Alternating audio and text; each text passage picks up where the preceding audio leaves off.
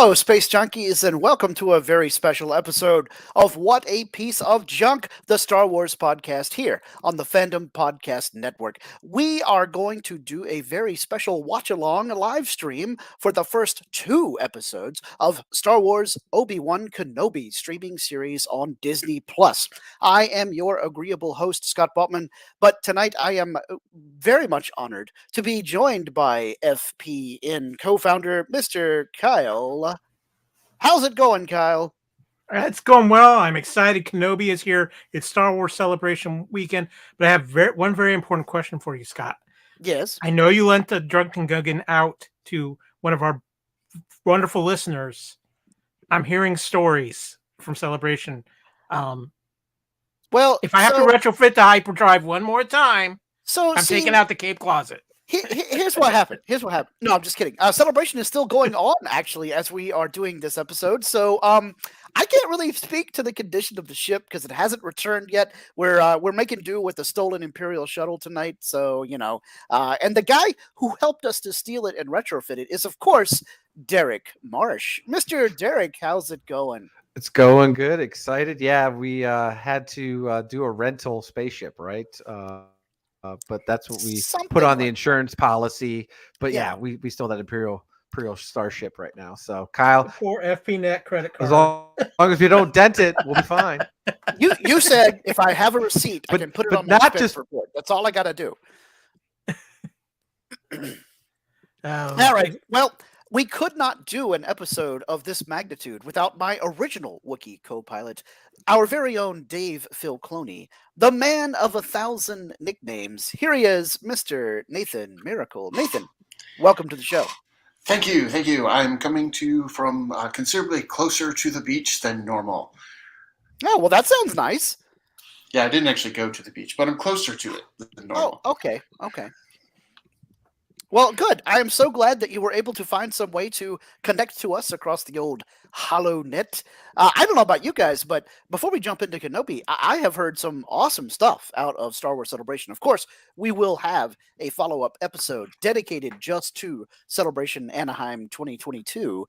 But why don't we go around the horn just for a second and give me your quickest snippet. Not quite a snippet of what you are the most excited about that you heard this week from Celebration. Nathan, your top thing that you heard.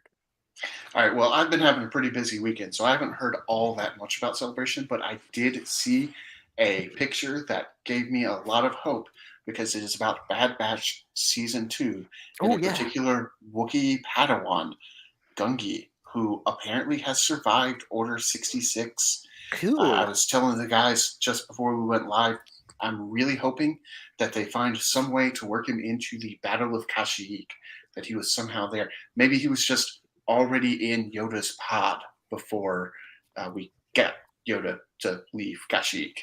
I think that would make perfect sense, actually. He's small enough; he could fit in that pod. Yeah, he could totally have fit. Derek, what have you heard about that has you the most excited? Just the number one thing. The number one thing was just the actual official trailer for Andor. So super excited for that. Yeah, that was really cool. I enjoyed seeing that as well. Kyle, what was the thing that had you the most excited? My happy place is returning. Spring of 2023, Star Wars Visions Season 2. I am very excited. Yeah. That's very exciting. Yeah, that also is very exciting. I really enjoyed the first season of Visions. So now, Kyle, I gotta ask because I haven't seen much on that. Do you know, are these continuations of things that we saw in the original Visions, or are they entirely new stories? They have. I haven't gotten a lot of information from the panel yet. I would suspect there will be a combination of new stories as well as probably a continuation of at least one or two things we saw from Visions.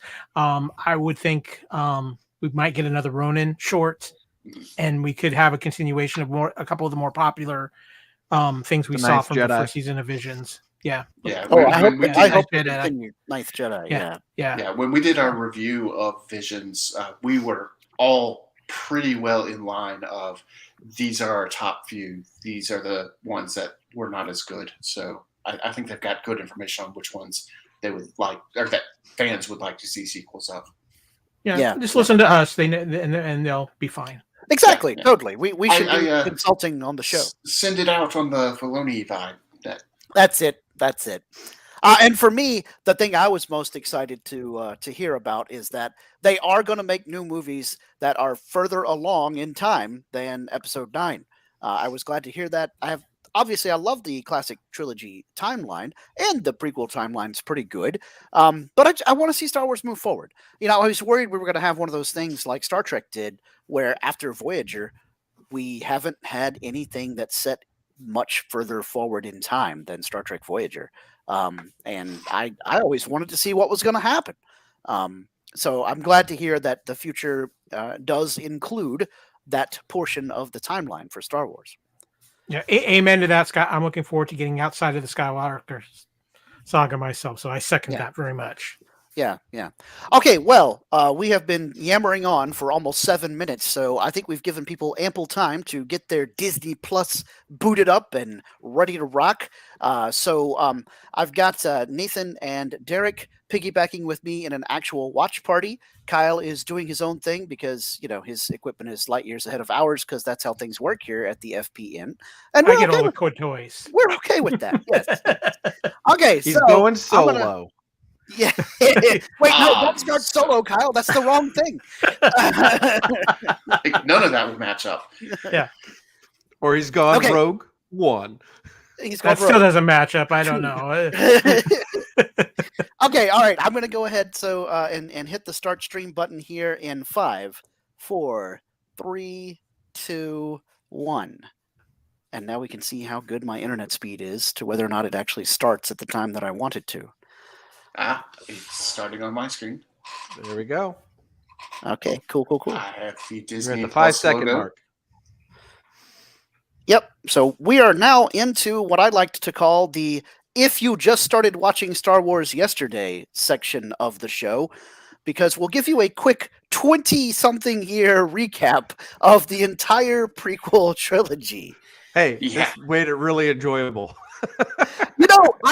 I cracked on this when it started, and I was telling my family, what did they feel like we've never watched Star Wars before? But then I remembered I've met people on Twitter, follow us on Twitter at WhatWars, that they started their Star Wars journey with The Mandalorian.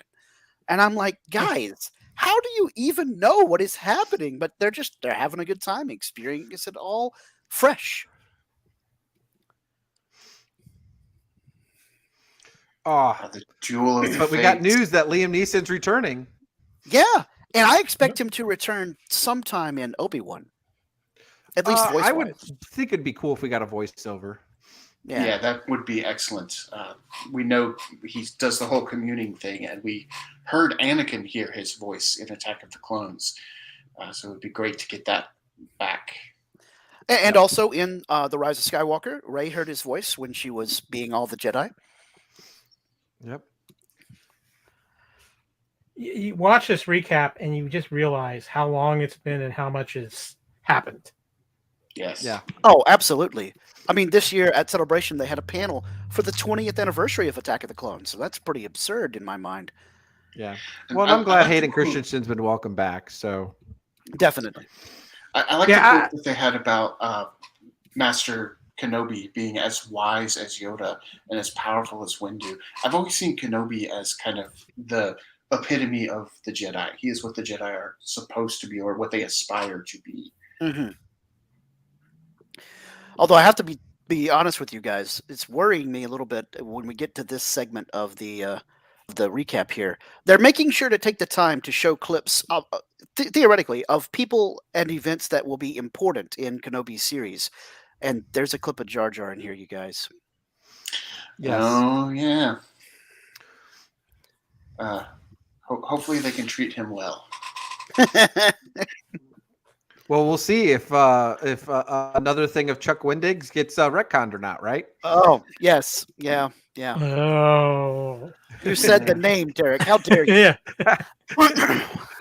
Well, you just need to go and do an Anakin Skywalker there, Scott, and say, "I hate you." Indeed. Yep. You did at least time it almost perfectly for the "I hate you."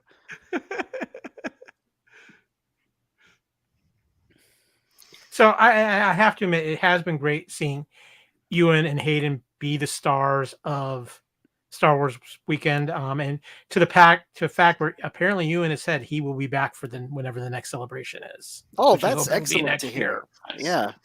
I heard he also mentioned episodes 7, 8, 9, and 10, which I'm hoping is not just a joke. That basically means maybe this show has been picked up for a second season.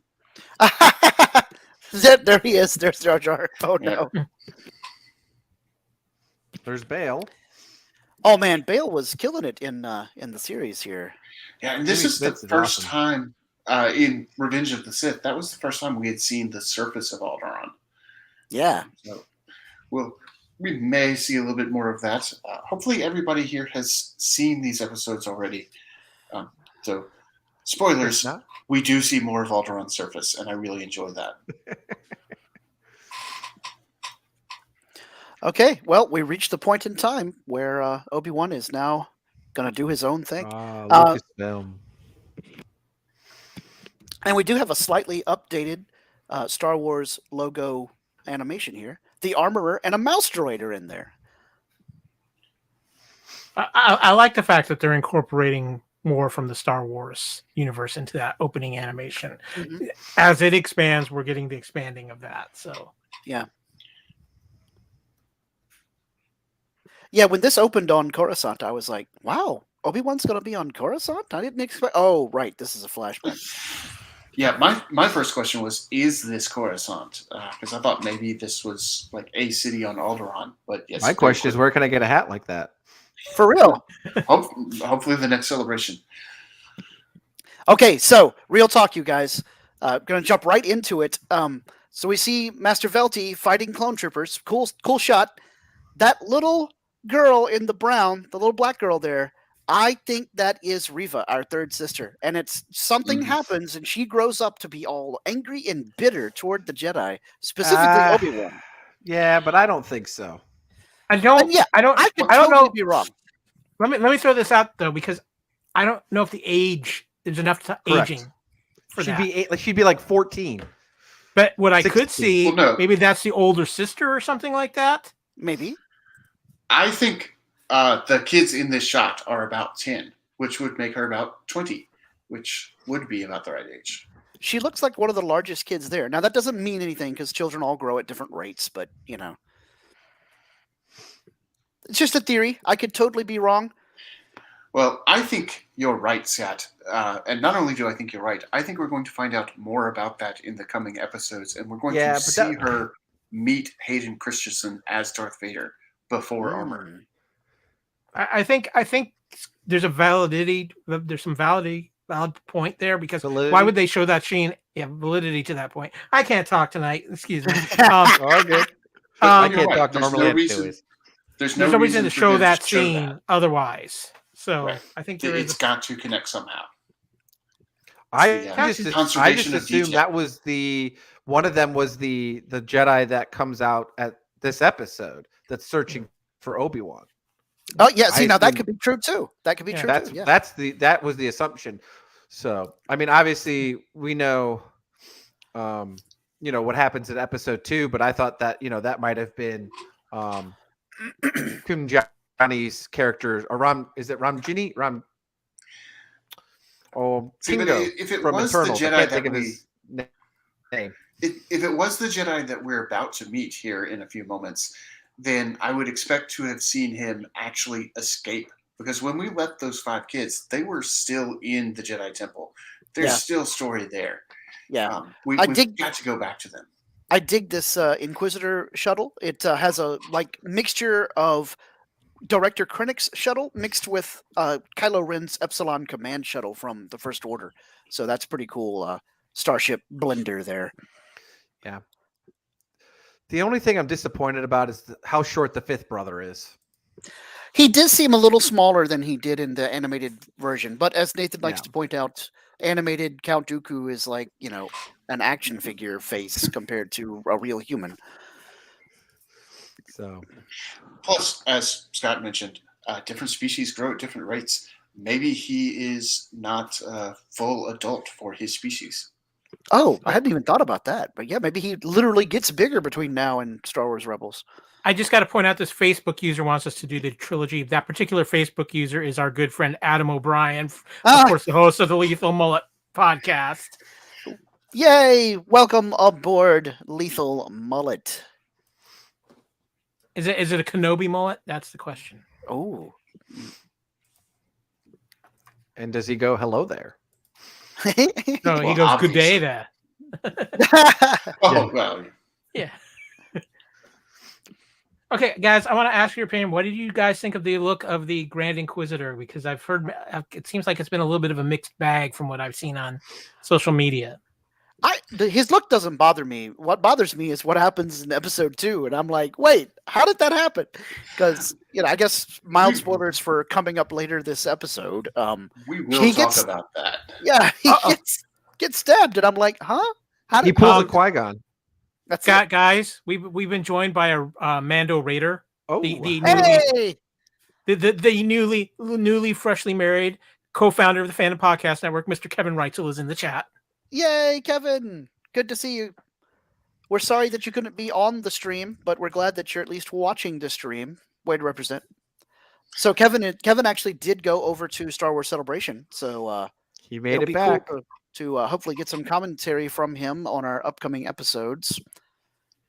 So as far as the Grand Inquisitor's look here, yes, his head is shorter than it is in the animated, but as we just mentioned, there is a difference between the animation and live action.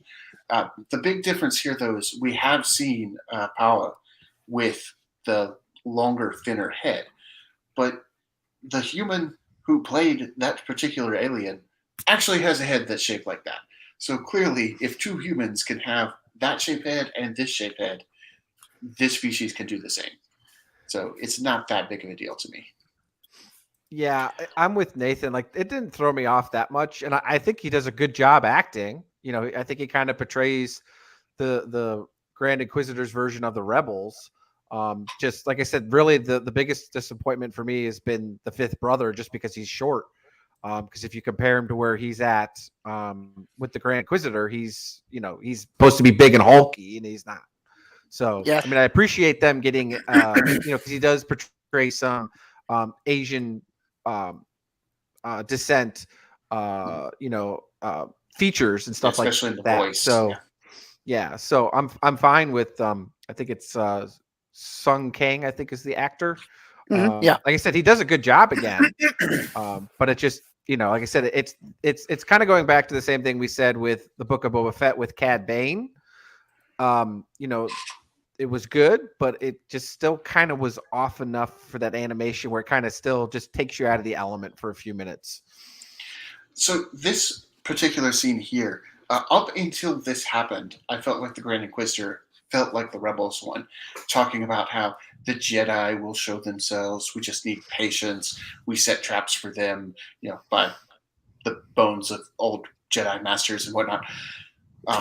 But now we have the sudden turn where the other Inquisitors seem almost reasonable compared to Reva. Oh, well, yeah. She's a zealot of the highest order. Yeah. So here's a question, and maybe forgive me if I'm wrong, guys, but the Inquisitors have all had that same look to them. This look like they're from the same race or. I got to interrupt real quick, Kyle. Ding dong, land shark. Okay, sorry. Okay, there we go. I didn't order a beer. If I open the door, are you going to eat me? Are you that land shark? Avon calling. Yeah. But I'm very curious to see if we'll get the backstory of Reva in this season of Kenobi. I assume we will, because it's what they're going to do. She's supposed to be the big baddie for this in 6 episodes.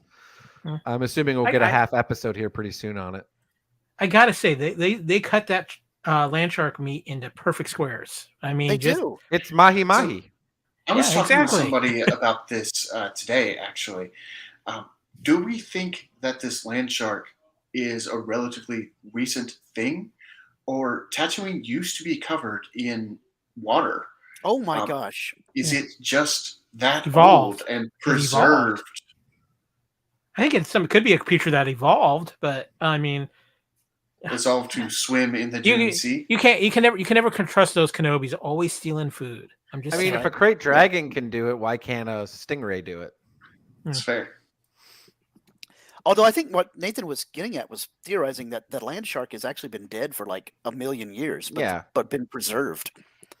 I don't know. That meat looks awful fresh. I'm just saying. Yeah, I think it's been packed with salt. I mean, the planet is all sand. I think he was like at least been there for few months. I think that's as old as he would be. Like he died a few months the question ago. is did it die of old age or did something else kill it? Did it have a crate dragon fight? That's a great question. I'm guessing that either it died naturally or these guys hunted it. Yeah. Like whoever's in charge. I'm guessing too, operation. since the way it's posed would be my guess, but who knows? Yeah. We'll but man, they've got a crate dragon. They've got their operation down to a T though, with all the like scaffolding and the second floor work, and man, that's a lot of work for one animal, but it's a gigantic animal, so you know. By the way, is that Tamar Morrison in the back there taking the water as a clone? It might have been. We see him in this show, not this episode. We see other versions of him, which doesn't, because he's a clone. Right. Yeah. Oh, here's where I learned something new about episode 1 creature. This Eopie eats the meat. I thought Eopies were herbivores. I did too. That's exactly what I said the first time I saw this scene. I would not have expected those. It's beyond burger. That's it. I was going to say we don't know. That could be a vegan meat. Yeah, exactly. There we go. Shark. I mean, because for all we know, that the land shark, whatever we want to call it, I mean, maybe it just eats sand. I don't know what it ate, right? Yeah, so. It's like a whale. It filters the sand and eats the little microbacteria, and then it excretes the sand. Wrong desert planet. It would still be meat unless the land shark was a plant. Anyways, yes. So. Nathan, we were thinking that Eopies were herbivores. That actually doesn't make any sense on a planet like Tatooine. Where are the plants? Where there's no herbs. Where are the plants? Right. So first time I saw this scene, I thought that R2-D2 was buried in the sand right there for some reason. I did too. My right first thought was, is that R2-D2? My second thought was, never owned a droid before, huh? Yeah. Had one right over here. Oh, Obi-Wan is full of lies after yeah, absolutely. New Hope. When they even started lying when they came out with Empire Strikes Back. So seeing the Eopie, that's kind of a callback to episode 1. Keep that in mind because I'm going to say that a few times this episode. Yeah. Oh, just so because we see there too that Kenobi is also on the Rey diet. Yeah, he's eating. Yes. Not only is he making food that resembles 1/4 portion, but he sits down to eat it in the same way that she did almost. Yeah. And okay, guys, this is one of the things I am loving right now is that we are getting some Jawa personalities going on. Yes, that is nice. They're not just scavengers now. They're scavengers with personality. All right, everybody. Just like bullseyeing womp rats in my T-16 back home. Mm-hmm. We know exactly where this T-16 is going. Yes, exactly. Well, yeah, because Mark Hamill even posted a photo of Luke Skywalker playing with it. Yeah, so good. This is the best part of the Jawa scene. I had some parts stolen. I need a new processor board. What a coincidence! I have one. But could you clean it for me? Oh, that's extra. As a courtesy. Cleaning cost extra. Typical Jawa. Freaking Jawa. I'm not going to deny that I stole your parts or anything. Just I would charge you if I cleaned them. Between this and Amy Sedaris in the Book of Boba Fett and how we get that in the last few episodes. Wait, could this be the Jawa that she was hooking up with? I mean, this God. Maybe. I don't know. Jawa well, Obi-Wan calls them teacup, so I don't remember what Amy Sedaris calls the Jawa there. No, he calls him Tika. Tika. Oh, I thought it was teacup. Teacup. I'm not sure that we got the name of the Jawa in the Mandalorian. Or excuse me, in Boba Fett / Mandalorian. No, it was the Mandalorian. / Mandalorian. But at this point, we need like a Minions movie, but the Jawas movie. Oh my gosh, that would be great. I don't know if I could go for a full Jawas movie, but getting them in. No, it'd be like that would be great. 12 to 15-minute little skits, like Mr. Bean No, episodes. no, guys, we need the Jawa holiday special. That'd be fine with that too. I mean, we're gonna get the summer camp episode, so there's got to be Jawas in that one since there's the beach and sand. The Jawas are the Star Wars version of Santa Claus elves. Yes. They can tinker and put anything together. Exactly. So Obi-Wan's having this nightmare again. You get the impression that he probably has this nightmare often. Although I noticed when he gets up here, at least I think this is when this happens. He's thinking about and trying to find a way to commune with Qui-Gon. I may be jumping ahead. It appears that he's not really able to commune with Qui-Gon at a moment's notice, like you kind of hoped that he would be.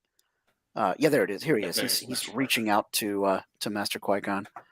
And so it's kind of like he knows how to do it, I guess. Although we haven't actually seen him successfully do it yet. Maybe he just hasn't really figured out how to do it. Hey, guys, excuse me for just a minute. For a couple people in the chat are asking where we're at the timestamp. Where are you at on your watch party timestamp, Scott? So, yep. 19, yeah. So that is an interesting point. Obi-Wan hasn't actually used the Force at all this episode, and will not use the Force in this episode. Mm-hmm. So there's a question of whether he had cut himself off from the Force, or if he's just not using it to hide. I think he's not using it to hide. I think that's a very, very big thing. He's not using it to hide, to risk even exposing himself. And unfortunately, like anything else, if you don't use a skill for so long, and you get a little rusty with it. Mm-hmm. That's true. And here we get the famous line. Luke. I enjoyed Owen trying to get his son to do something, to help out around here. And the kid's all like, nah, I'd rather run off and play. Being a typical kid. And he's going to play pod racing, which is on the N64.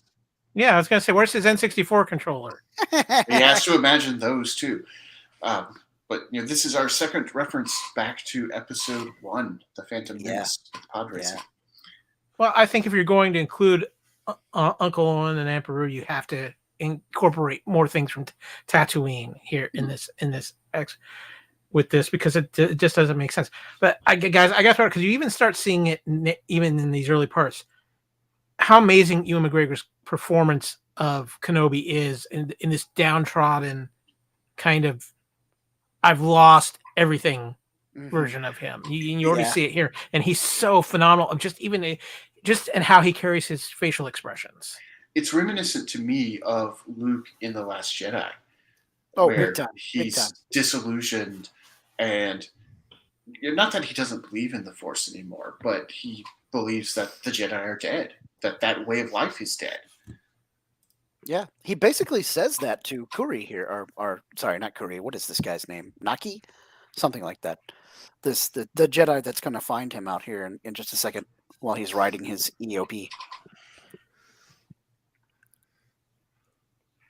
I loved that some of the droids wheeling around at the Lars Moisture Farm were exactly like the ones out of A New Hope. Nari, that's it. I was so close.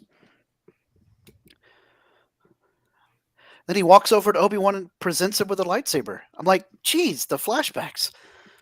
Or flash forwards, I suppose. To see that to Obi-Wan, who has been through more than pretty much anybody else, except maybe Master Yoda. Well, and Anakin. Well, I was counting the people currently on the light side. Yeah. Yeah, I mean, it'd be Ahsoka, Rex, Obi-Wan, Yoda. This Nari guy decided to survive. Doesn't look all that old. So I'm not sure that he was even in the Clone Wars. Well, he was probably a youngling, and or a very young apprentice, and so Like I said, I still think he's one of the kids at the beginning. Yeah, I think Derek's Yeah. right. He was one of the kids at the beginning. Yeah, I wouldn't be surprised if that's true.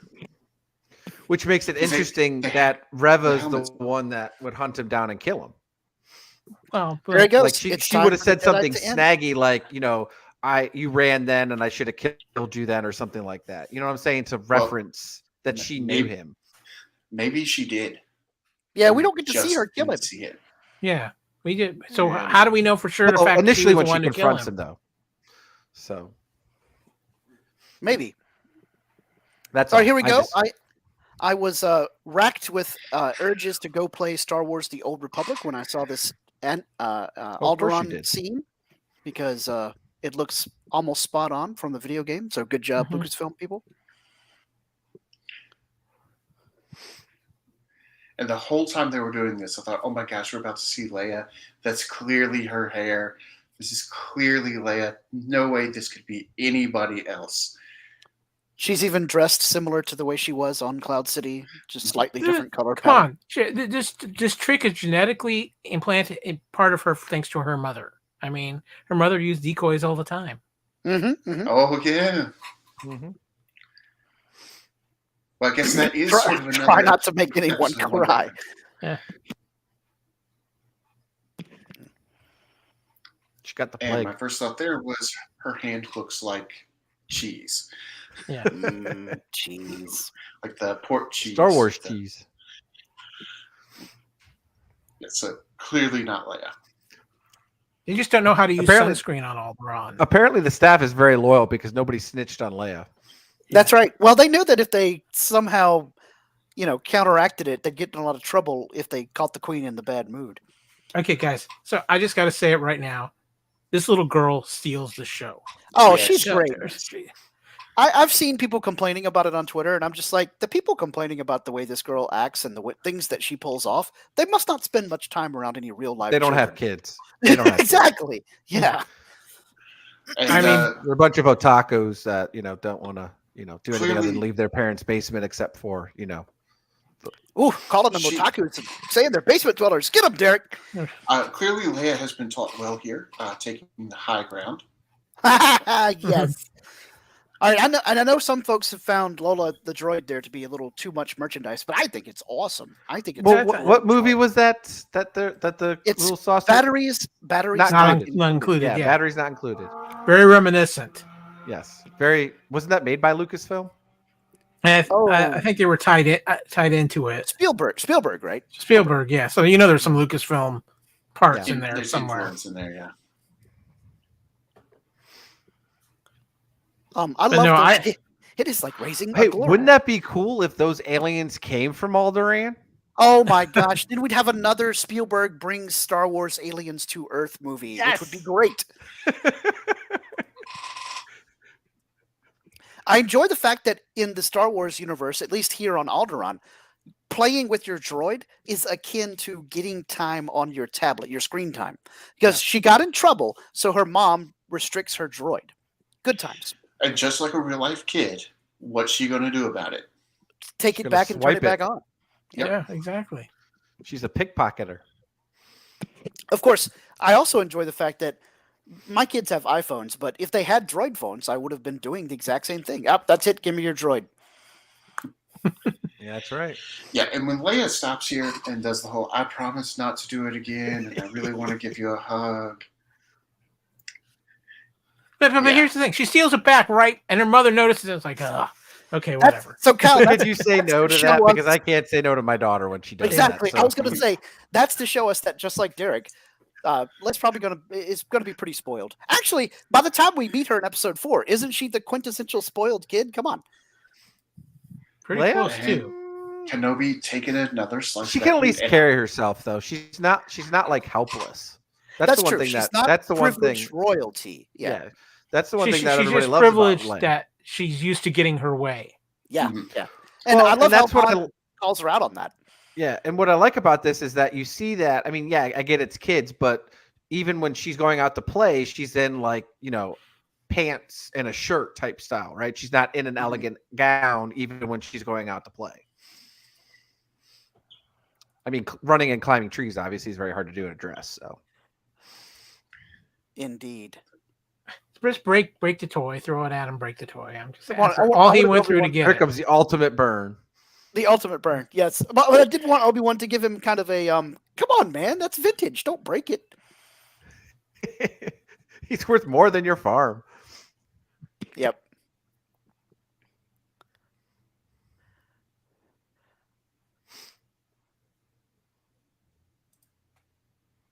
Yeah, this is harsh. He's speaking code there. Mm-hmm. Zing! Zing. Oof! Mhm. Oh. Now see, here we Owen have won that now one. here we have Owen reminding Ben that Anakin is dead, which later in this episode, there'll be No, I something think that was that episode 2, wasn't it? It's episode 2. Yeah. I don't know. I thought that there was the part where she's on the hologram Because call. with Flea and Reva friends. tells him, and she doesn't. No, need him I'm until talking episode about 2. when Reva is talking to Flea and his friends. Maybe that is episode 2. Yeah. Okay. Anyway. Here's a question. Do you guys like the design of the Inquisitor lightsabers? Time out. In the background here, there is a alien that is the same species as Dud Bolt, one of the pod racers from episode 1. We'll get a better look behind Reva when she's talking to Owen. That's And cool. isn't that one of the same aliens that Quinlan Voss is too? The one lady Not with the like the same green species as- eyepiece? No. Oh Okay. yeah. Sorry, I don't Looked remember like the name her. of Quinlan Voss's species, but yeah. She was behind Owen, I thought, or next to him. I like this lady trying to talk to her about legalities, and she just chops her hand off. Like, Yeah, no. we're the freaking bad guys. We don't care about legalities. But here's the thing. This is where I find it interesting because the Empire still has a political role to play. So Correct. I think that's why she's too much of a loose cannon in, Mhm. this, in this aspect. Yeah. Yeah. Because Palpatine and friends don't want to have too much of an overreach in raw naked power, because Palpatine's been around long enough to know that that's what leads to revolution. But, of course, his overconfidence is his weakness, and they do that anyway, and boom, revolution. When he should have just played expand the There he Empire is. to avoid revolution.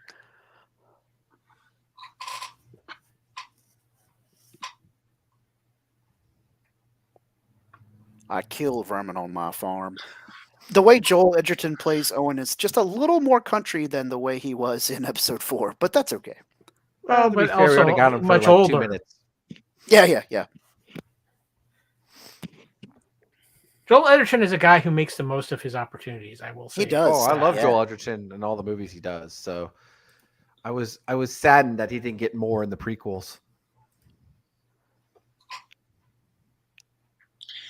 Now, I was expecting Owen to say something along the lines of, "My stepbrother was taken by the Jedi as a little kid." Mm-hmm. Don't mention that he went on to become a Jedi Master, and, Sith Lord. Yeah, but He I think the doesn't whole know that point. part, though. But the whole point is Owen doesn't want to bring attention upon himself. True. Yep. And now we And can it- see Dud Bolt again. Yeah.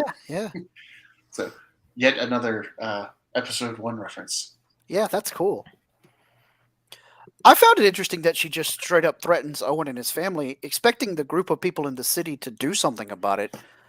I don't know that I would have necessarily assumed that the rest of the citizens of this town care about Owen and his family.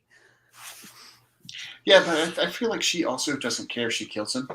Mm-hmm. So it's like, oh well, no one talked. I still got to be I think extremely violent. she's so single-minded towards her goal. She doesn't care what she does to get it, and who she has to step over, step through, step around, Which is whatever to get it. what surprises me how she even got into Inquisitor camp. Because of her own abilities. With Yeah, Because the Grand I- Inquisitor later says She would have her had abilities she would have take had a station. psych class with Palp, and he would have recognized that she is a loose cannon. I don't think he would have won it. well, but I mean, are we now sure it seems that- like but I- later Vader wants her, so I guess he's Yeah. the undercover Inquisitor that And Vader sent her.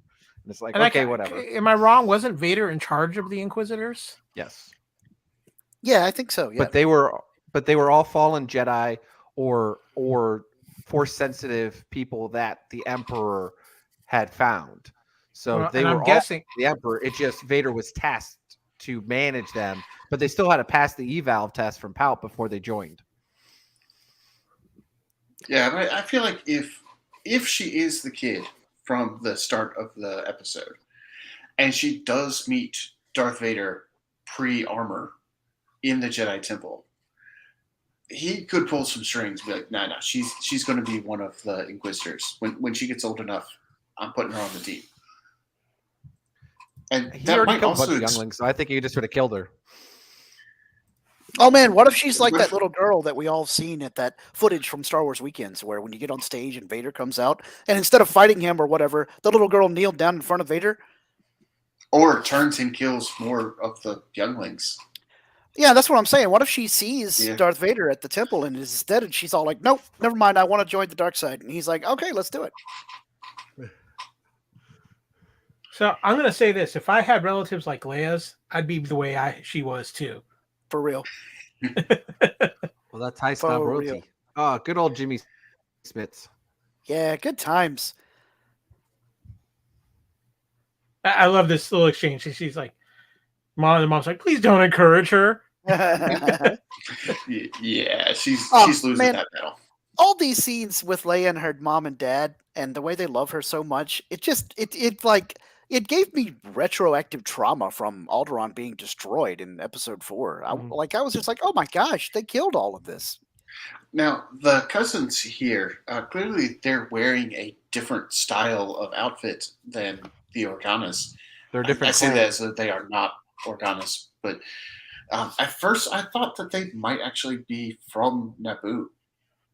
Oh, maybe. It's kind of reminiscent of that, but the more I watched it, the more I thought, no, they probably are just from somewhere else on Alderaan. I would say, isn't Alderaan different sects and clans of royal family? It is during the Old Republic, that's for sure. Well, let me ask you guys something, because I get asked this a lot, and I'm not as familiar. What made Leia a princess? Because they always refer to him as Senator Organa. Sorry, one moment. He said he didn't come here to free the slaves. Oh, 3PO. Cool. So Another what made episode 1 reference. Yep. So Kyle, to answer your question, you inherit titles on Alderaan, like Derek was just talking about. House Organa has, basically a duke or a king or lord, and so therefore his daughter would be a princess by birth, or in this case by adoption. So I'll drop this just because Adam O'Brien is in on the chat. So it's kind of like a Dune house kind of thing. It definitely is. Yes. Yep. Thanks, Adam. May the spice be with you as well. You owe me $5 for that Dune drop, Adam. He owes you whatever the current COAM spice exchange rate is, sir. Might be more than. Then I'd be getting a whole lot more than $5. Might be more than $5. Yes. So Leia here sees right through her cousin, and I have to wonder if this is some latent Force intuitiveness. Yes, her insight serves her well. And she takes him apart just like she takes apart a few other people in this series so far. So yeah, definitely. And it makes sense. Her Force abilities have usually manifest in the form of sensing things, like she sensed Luke on Cloud City and sensing in danger. Mm-hmm. I also like that she's talking about being respectful to droids here. A little solo nod. Or just after her mother, where she feels, like Leia how on Naboo, the Gungans were considered a lower life form, but she didn't feel that way, right? So yeah. So Leia senses things in the present. Luke and Anakin both sense things that were going to happen. Yeah. Right. That makes me question the nightmares that Obi-Wan had received earlier this episode. Is that the Force reminding him of the past? Is that how the Force manifests for him? Or the fact that he will find out that Anakin's alive again. Yeah. Mm-hmm. Side note, guys, I got to come back to this young actress. She plays off two of the better actors in the world today, in Jimmy Smits and Ewan McGregor, and holds her own. Yeah. And I hope they find a way to keep her involved in this Star Wars universe for a very long time to come. Yeah, me too. As she ages up, because I think she's just phenomenal. And a beautiful father-daughter bonding moment here in a type of father-daughter relationship that I think we need to pay more respect to these days is the adopted parents, because that's it's just beautiful. And this is the part where I shed a little tear thinking about, this whole planet's going to get destroyed, several years from now. About 10. It's got about 10 years left on 9 its or life 10, cycle. yeah. 8 to 10 years. Yep. So Yeah. The warranty runs out. What can we say? well, and we definitely see a lot more rebellious Leia when we get to Rebels, right? With the versions that we see in Rebels of her. So, this is where, she just they've written this character to still be that way, right? Well, she's rebelling right this rebelling second. right Good now. call, Derek. Good call, Derek. Although here, once again, she's going to pay the price for disobeying her parents. Yes. You can say she's going to be in some Red Hot Chili Pepper moment here in a moment. Oh my God! Yep, come on. Actually, that was pretty good. I give you some points for that. So there's a villain in Warhammer 40,000 named Azrael Vecht, and when the closed captioning kicks in here, "Hello, princess," you see that a guy named Vecht says it, and I was like, "What did I just see? Did they bring in a 40K character?" But the answer is no. He just happens to spell his name. Jimmy Smits looks good with a good lot of makeup. I see Tom mentioning that Jimmy Smith, 66 years old. Yeah. Looks 40. I agree. Yeah. These are like the most useless guards ever, by the way. Oh, they are. Useless, but if I'm not mistaken, I think this is the first time we see a Faline in live action. You think that was a Faline? I mean, I'm not going to say you're wrong. That didn't occur to me. Yeah, I think this one right here. Yeah, the Zizor is a Faline, right? Yeah. No, I know the green chick. Yeah, I got you. I just didn't think about it. But yeah, I thought of that right off the bat. I was like, oh, cool. Timothy Zahn's getting more IP credit. Well, I mean, the Faline are definitely canon now. We saw plenty of them in the Clone Wars. Also, current Marvel Star Wars comics have Faline characters. And I've seen some people complaining about about Leia outrunning the villains here, and I'm like, well, obviously they weren't trying to hurt her; they want her alive. Also, she didn't really outrun them; they caught her. Yeah. And then they got her. Yeah, a small child in the forest that can get through spaces that full-size adults can't get to. Also, a forest that she plays in often. Yeah. I got to be honest, I was totally shocked when this happened and it took this turn to where Obi-Wan's going to have to... Because we talked about something will happen and Obi-Wan will have to leave Tatooine as a prediction for the series. Never once did I think about it being to go help little Leia. I just want to say, I need the kind of batteries that are in that communicator. Yeah. Obviously, it lasted 10 plus years. Yeah, and he basically... Well, Tika has provided backup batteries. That he stole from some other thing. Yeah, right. No, exactly. Stole from that communicator. Oh. And Obi-Wan basically sits here and gives them the "I can't go to Alderaan" speech. Mm-hmm. I am not your only hope. Yep. And he basically says, "You don't want me. Get somebody else." Well, this is the classic hero's journey moment of the refusal of the call. That's right. And he says, "You don't want me." And they're like, "We need Luke Skywalker. I mean, we need Obi-Wan. You don't need me." Is Poe Dameron available? Right. He's not born yet. Sorry. No, he is not available. Flea and his friends, Vecht and his friends have a pretty cool starship. I enjoy it. Okay, guys, honestly, how can Anthony Kiedis not be one of these aliens? Seriously? Yeah. I'll tell you how. Budget constraints. Even Disney has a spending limit.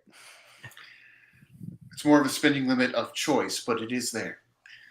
Now, do y'all think that Obi-Wan is using the Force a tiny little bit to disguise his sliced piece of fish? Or is it that all the workers are given permission to take home a little tiny bit for themselves? No.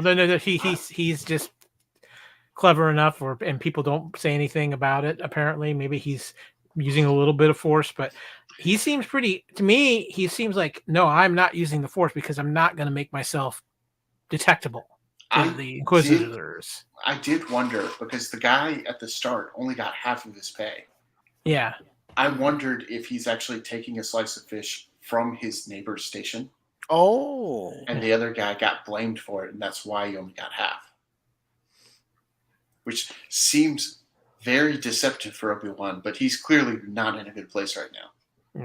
Well, and he's really not in a good place after seeing Jedi strung up. War does that. That's why I appreciate the Clone Wars series even more. Yeah. And, whoops, somebody's here, and it ain't somebody. Tika. Somebody Well, has. speaking of somebody's here. Oh, it's a Raider nerd. Oh my gosh, we're being raided. Kevin, what's up, guys? Hey, Going on, Kevin, Spartan welcome Phoenix? back from Star Wars Celebration, brother. Literally just got back. Did you see Obi-Wan Kenobi live? Like there, like the Ewan McGregor? I was paying attention to you guys a little bit just now, but I did not see him live there. But I did set up my Apple TV in my my hotel room, and I was ready to watch it. So I was at the 501st Bash, and on what was it, Thursday night, and they said, it's streaming right now. I'm like, before midnight. I was like, 2 hours in, I'm out. All right, well, good, because we had a mystery profile join our Disney Plus watch party, and I was like, who? What? Oh, Kevin's here. Okay, good. Anyway, so yeah, and so we're here to Obi-Wan gives Bail the speech of "I can't do this," and then he gives her the speech What of about Leia? There's nobody that I would trust with my child more than you. He pulls a good guilt trip. He's a senator. He's a politician. He knows how to do it. Yeah. It's nice to see Bail in a cave, willing to get down and dirty to find his friend Obi-Wan. Yeah, He knows he needs to see him face to face to do it. all right, and This she is was why able you to search your prisoners. right. Yeah. Well, if there's anybody that I would expect to be lax on security, it's Flea. This is true. This is true. I do Well, like that plus it's a kid, too. Lola gets to pull her best R2-D2 here with a little tiny saw. And Lola right now should play dead. She should, but she's not as clever as R2 because I feel like she's That's right. younger than R2-D2. Well, and she probably doesn't have the room for all the chips like R2 has too. Mm-hmm. Yeah. No, She broke Yeah, her she just Walkman has disc. the CD. she just has the CD. She's a CD-ROM droid. He was pissed. She was listening to Goo Goo Dolls, not a Red Hot Chili Peppers. That's it. Kids today with your streaming of music. But how could she not be listening to Rebel Rebel? Oh, boom. Shout out to Din, who I missed this weekend. Darn it. Yeah, she was listening to Rebel Girl, Din. She was listening to Rebel Girl. So Obi-Wan earlier told the other Jedi to go bury his lightsaber in the sand. My question is, how did Obi-Wan remember exactly where in the Exactly. There's some Jedi power going on right there. Thank you. Yeah. It's like I put a waypoint on my map. Yeah, exactly. And it magically only buried it 2 feet down, and it somehow stayed 2 feet down. He just does what I do. When you go to a parking lot, you just take out your little social media device and take a picture of where you were. And that's all you had to do. Yeah. But what I'm saying is, how did some creature that lives under the sand of Tatooine not find it for a snack? That's all. Okay, Or here's the Jawa. scene I was talking about earlier, you guys. Flea calls. I'm going to call him Flea the whole episode. I'm sorry. Flea calls Reva, and Reva says, "I know Obi-Wan's going to come because he fought with her father in the war." She's not talking about Bail. How does she know that? I thought she was talking about Bail, so I'm going to. Yeah, she was talking about Bail, Bail Organa did not fight in the Clone Wars, you guys. but he was a big part of the Not Clone on the Wars. front line. She used the phrase "he fought with her father." She doesn't know. 'cause We Levina haven't doesn't even seen know at this point. seen anything with Bail and Obi-Wan like literally. Well, right she knows after it's Anakin. episode. But Well, no, because Anakin doesn't even know it's Anakin. That's what I'm getting That's at. the point. Yeah. I think Obi-Wan and Bail did more stuff after Order 66. Okay, maybe so. It just seems weird for her to say it like that because it makes it feel like she knows who Leia's real father is. Does helping rescue Yoda from a duel, does that count? Yeah, I would think so. Well, maybe she is talking about Anakin there, but just in the sense of Anakin knows Kenobi well enough that he knows Kenobi has a relationship with Bail, and therefore would come rescue Bail's exactly. daughter. I think that's where that's coming from. But she definitely knows that Darth Vader is Anakin Skywalker. Yeah, which I also thought was much more of a secret at this point in time in the Star Wars galaxy, but maybe not. Well, that's why I'm thinking that she sees the Hayden Christensen version of Vader before the armor and recognizes him and goes, "Oh, you're Anakin Skywalker. I know you're one of the good guys. I'm joining you in killing all the other younglings." Clearly, you're a good guy when you're slaughtering all these children.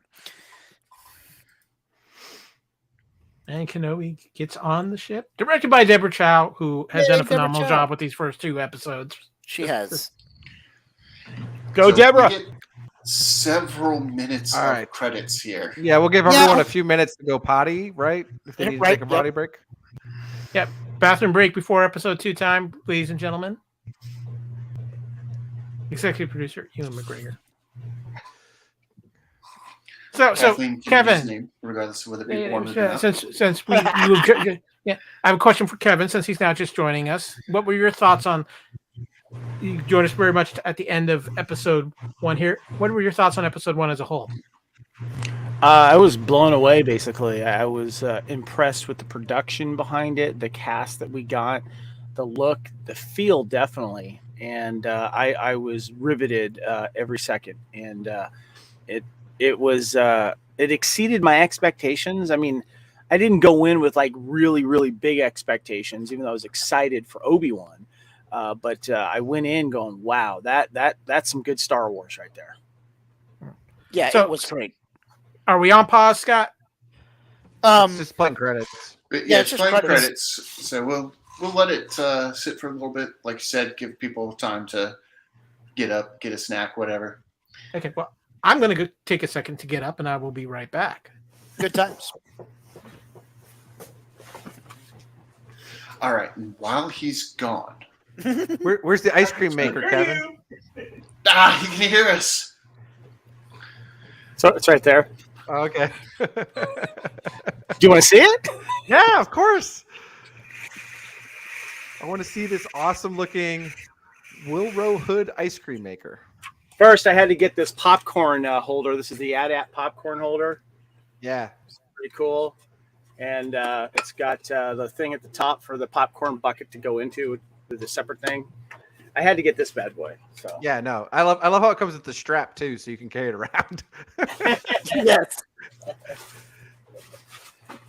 All right. So for those of you who don't know, Kevin Reitzel enjoys participating in the running of the Wilrow Hoods.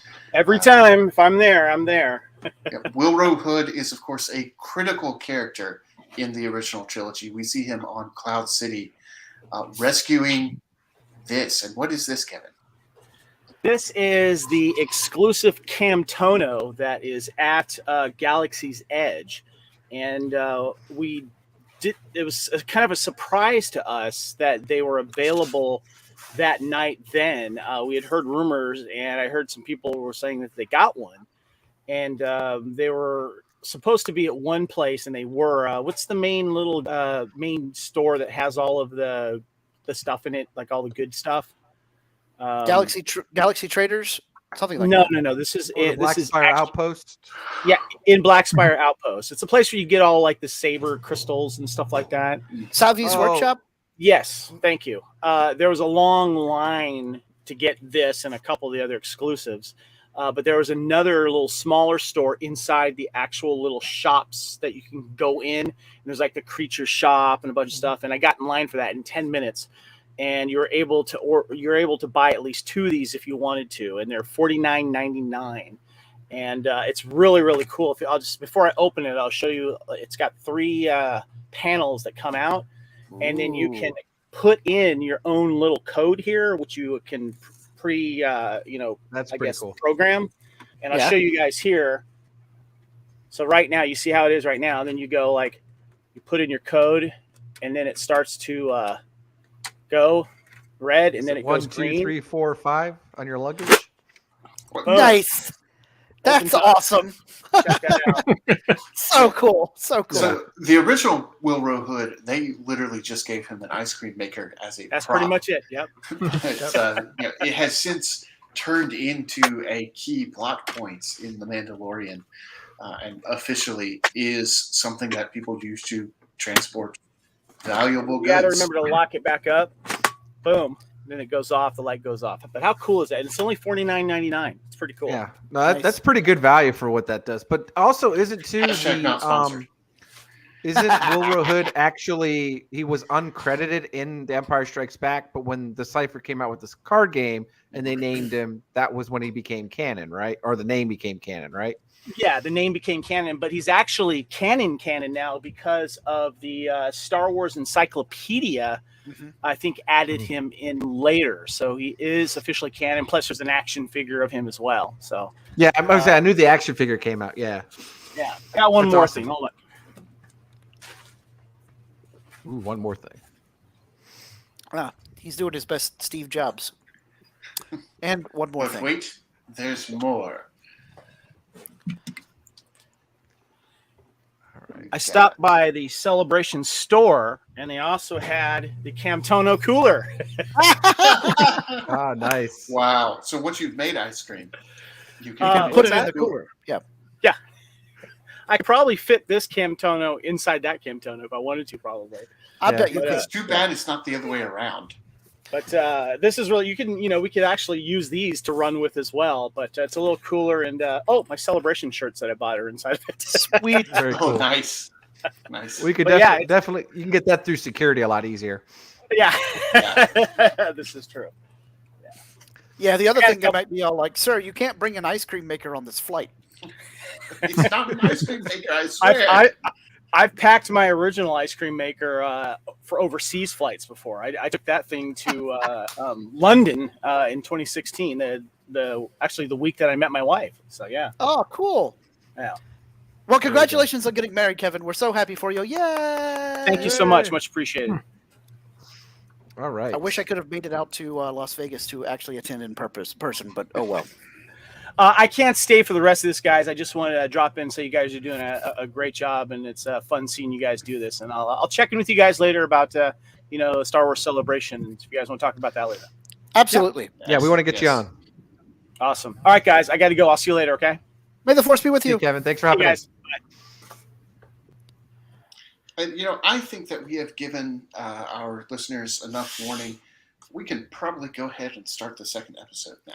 All right, listeners, especially if you're doing this after the live broadcast, we are getting ready to start episode 2 of Obi-Wan Kenobi in 3, 2, 1. Initiate episode 2.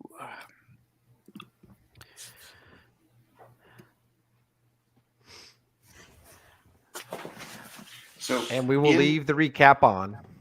Yes. In the first episode of Kenobi, I mentioned several parallels to episode 1 of Star Wars. In episode 2 of Kenobi, we're going to see some parallels to episode 2 of Star Wars. I'm hoping that this is a trend and that we continue to see references to the appropriate episode as we go along.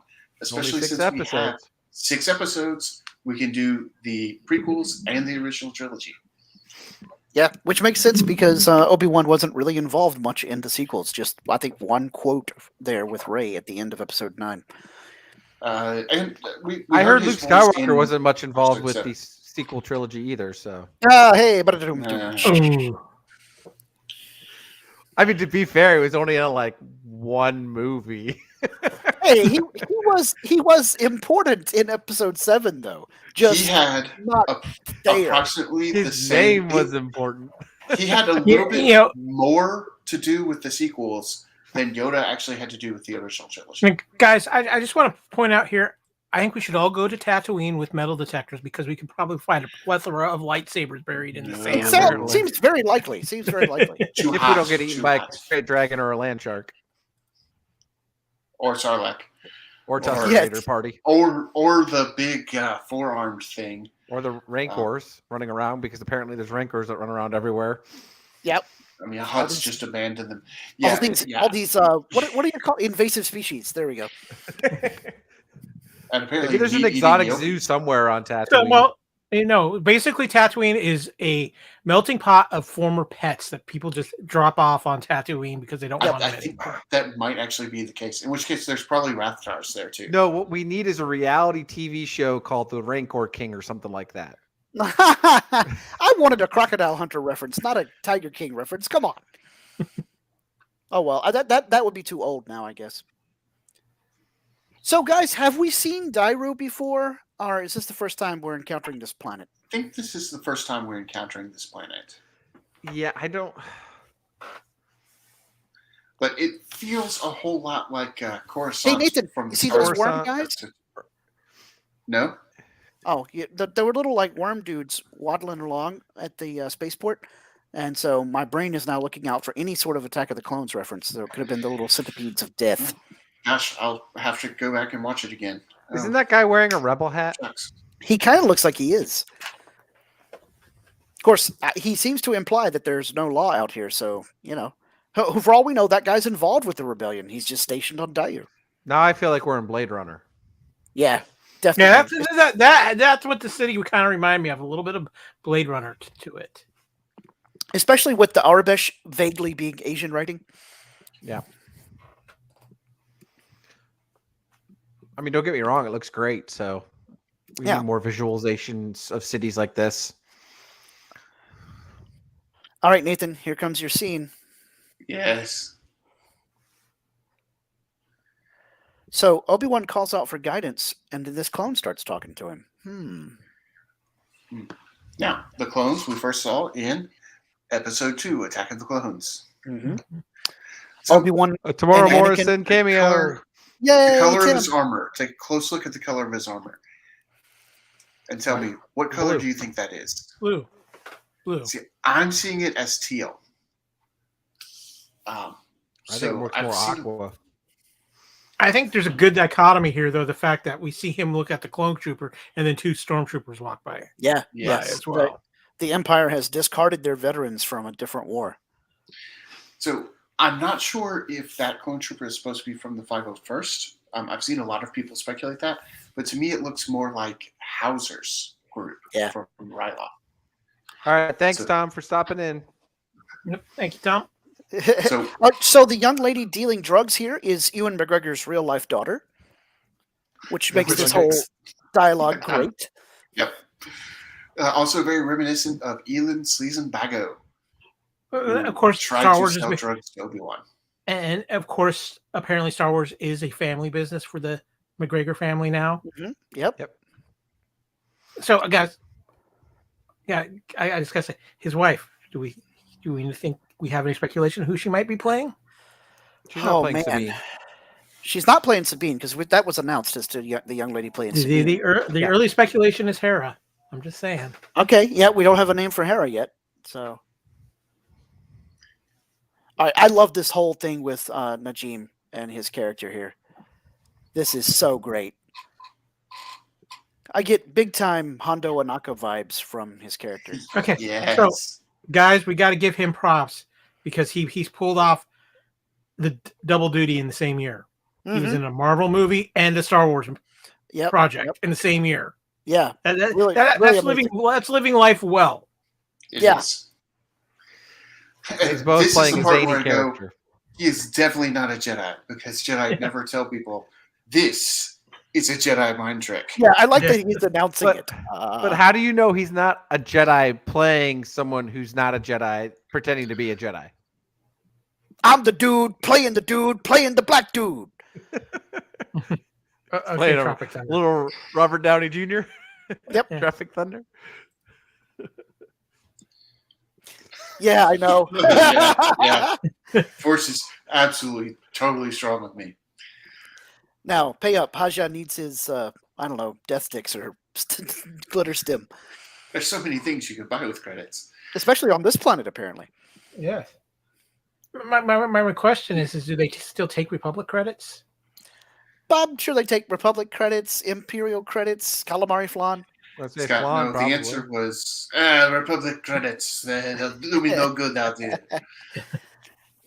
So actually, that's a good question. Does the Empire still have its little trade-in program going, where you can trade in your Republic credits for Imperial credits?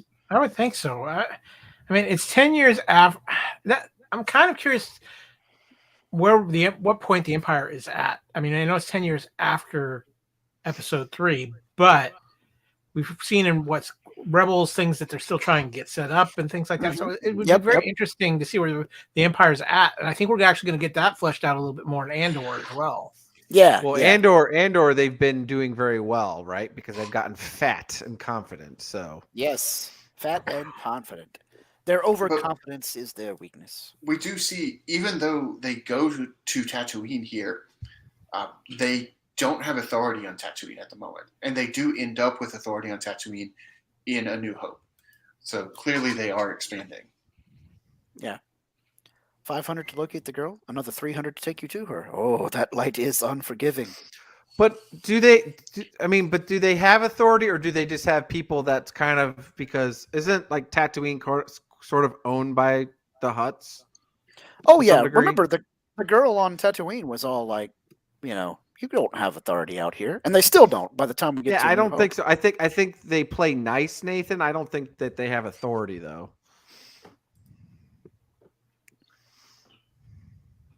I think they have authority. That Jabba allows them to have authorgana. As long as he doesn't ruin the underworld stuff, right? Well, what did Organa's cousin say? The Empire is finally lining some pockets. Yep. Definitely.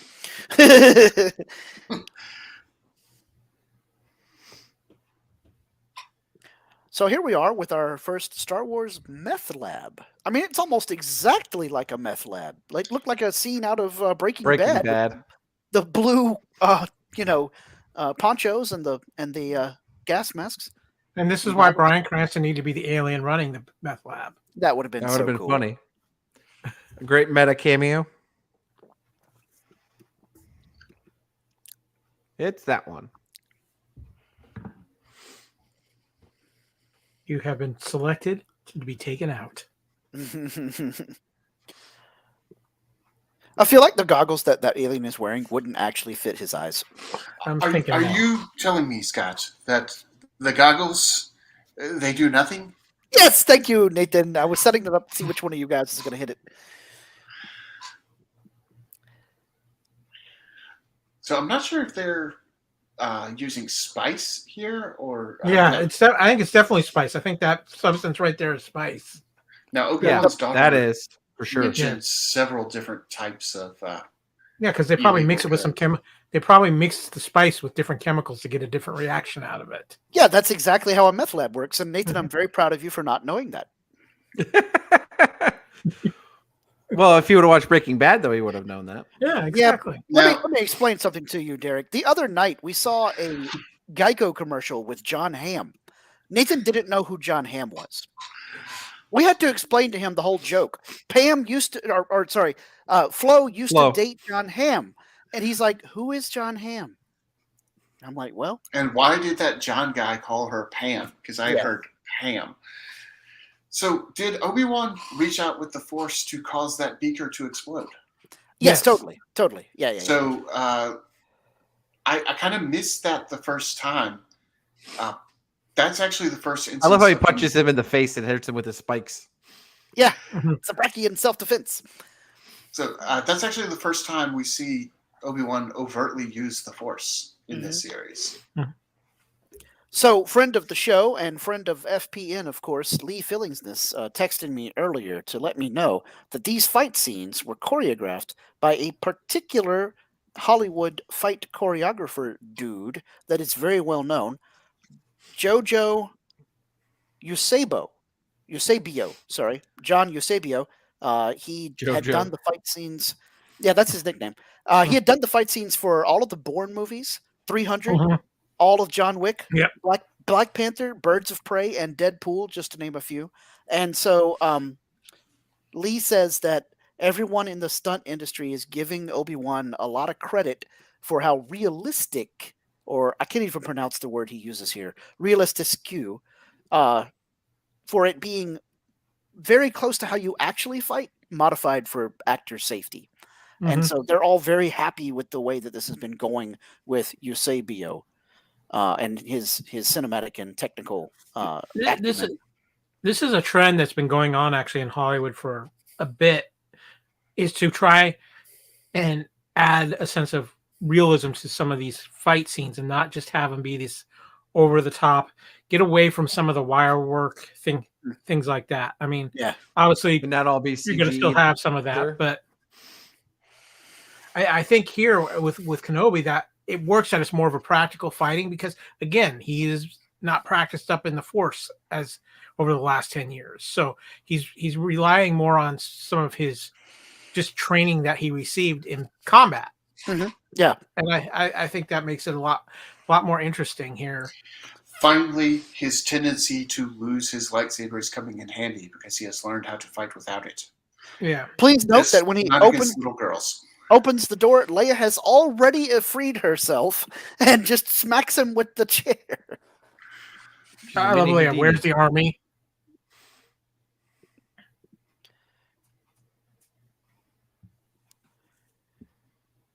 Yep, and she's basically, Leia, as always, is haranguing her rescuer. So that whole, this is a terrible rescue. Not army for her army? Yep, this is a terrible rescue. You suck. Oh, she basically goes, aren't you? But without saying it, she basically goes, aren't you a little old for a Jedi? Yep. So I don't know that the for a Jedi is even implied there. Yeah, just you're too old to be rescuing me. They're all high on spice. Yeah, they are. Some method acting from Flea here. So, Thank you very much. But I'm bump.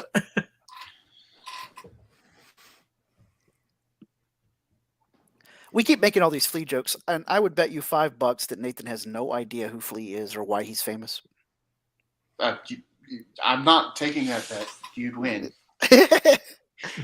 He didn't apparently understand my Red Hot Chili Pepper joke then. He did not. I did not. No. I gotta say, guys, the other thing with Kenobi, as much as he loses his lightsaber, the fact he's trying to hide the fact he's a Jedi, yet he flashes that thing an awful lot. But when he takes off his robes and removes his robes and stuff like, you think you could have hit it a little bit more conspicuously there? I enjoyed the fact that Obi-Wan is so committed to hiding that he is actually using a blaster, despite all that stuff he had to say about how blasters are clumsy and random and uncivilized. I don't think Kenobi considers himself that civilized at this point either. That's true. Yep.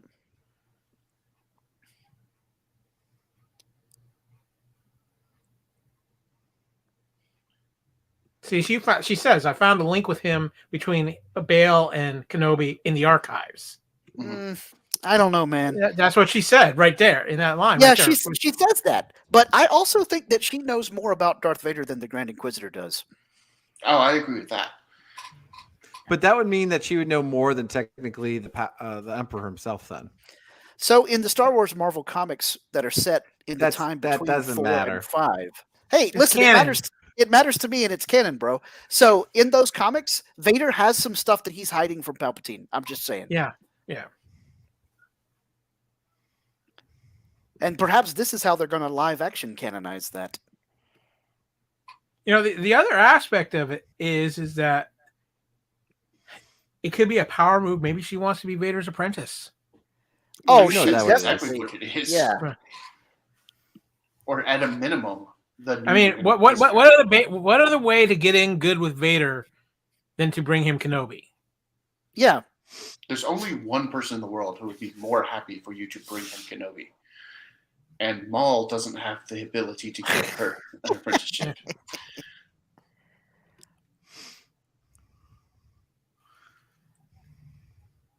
Well, if she would have made it into Rebels, then she would have found out about that. She would have, but I get a strong feeling that third. Oh, she's not making it out of the 6 episodes. Yeah.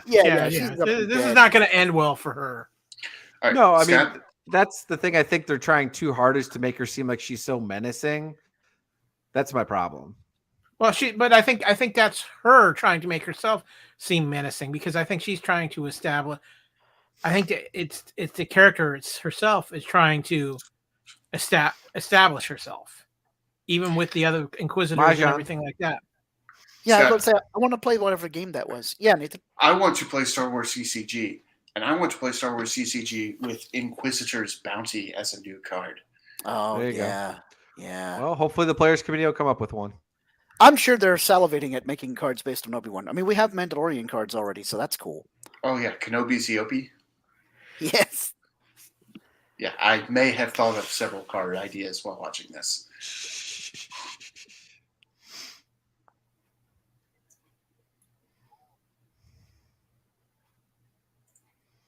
You don't need those, and the gloves. Definitely how a little girl acts. Absolutely. But you don't need those. Yes, but I'm putting them on. I like this. That thing You're with my a whole bunch daughter. the thing with a whole bunch of eyes. I think we saw one of those in A New Hope. Was he the same species as Leia, the droid merchant? No, I was thinking this isn't. Oh, tis is it? Yeah. That could be the same. I like Jaco here, the other little kid that's running around and basically goes to tell Estrie that look at all this money you let slip through your fingers. Yeah. I don't smell Like a typical anything. kid. Don't touch anything. Touch. There's So I thought I thought it was Forlom, but then he gets blasted. So Yeah, but C-3PO gets blasted in Empire Strikes Yeah, Back, and C-3PO gets better, so. yeah, he falls. He to gets the whole pieces. head transplant. Yeah. I was actually wondering if this might be where Lucas finds Forlom. Oh, If he that'd be cool. finds him on this planet and rebuilds him. Now, I would expect that to be in some comic somewhere, not in Kenobi. But it True. could make sense. I like Ben's not a Jedi name. What?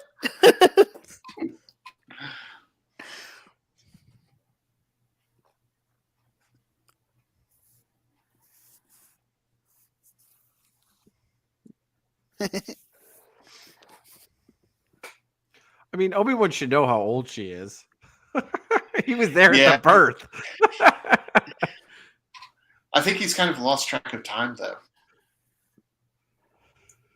Yeah, come on. I'm thinking you don't really keep track of time that well on Tatooine. Too many suns.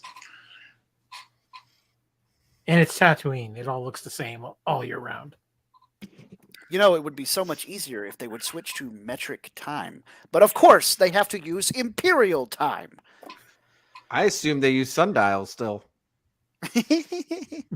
But they'd have to use suns dials. That's why I said sundials. That would be really confusing to try to set that up. That would. But you'd be accurate down to the actual second. You would. Are we blind? Deploy the garrison. Wait, no, sorry, wrong guy. Same field, though.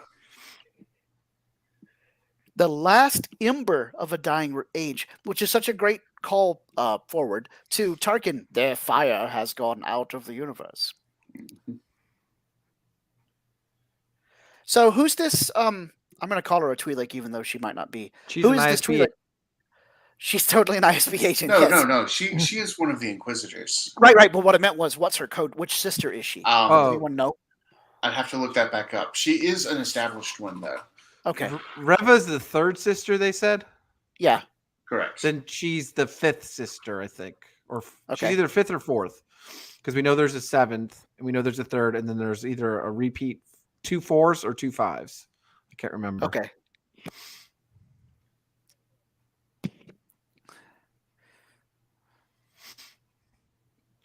Lola. And Kenobi's like, she's hurt. And he's like, good. Well, okay, be an a-hole, Kenobi. Thanks, puppy old man. Yeah, I understand what he's saying is good. Lola's not going to make noise, but that's not how it sounded to Leia. Not at all.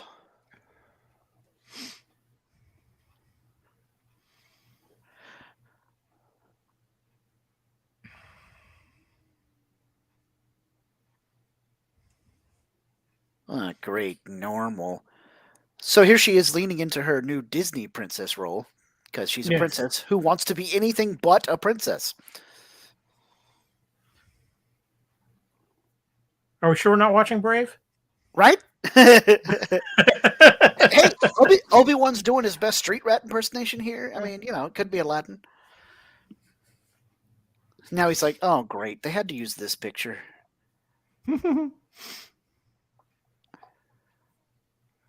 So when I erased the Jedi archives and hacked them to put in that secret homing signal, I should have also erased my old photo. I hate it. It's worse than the DMV. Yeah, I knew I should have deleted that Twitter account. Mm-hmm. And see, this is where you should have had Bale set up a code word. So then he could say, my father told me to tell you Rumpelstiltskin. Oh, well, that means you really were sent by my father. So parents, if you're listening to this episode, make sure your kids have code words like that. I still remember the code word that my parents gave me when I was that age. In case Parenting 101. That's right. In case anyone's curious, it was spaghetti, because that was my favorite food at that time.